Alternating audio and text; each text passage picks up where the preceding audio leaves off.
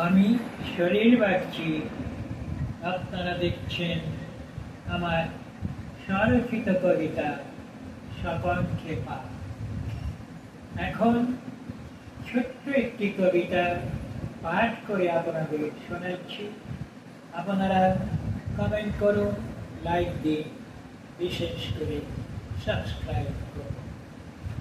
কবিতার নাম ডুমুরের ফুল। ডুমুরের ফুল এ বিশ্ব মাঝে দেখে না কোনোদিন কেহ, ফল হয়ে যাবে শোভে গাছে গাছে, তখন দেখি যে তার দেহ। তেমনি মানুষ ভ্রমে আড়ালে থাকে না কোনো কাজে, কাজ শেষ হলে সেথা আসে দেখা দেয় সকলের মাঝে। নমস্কার।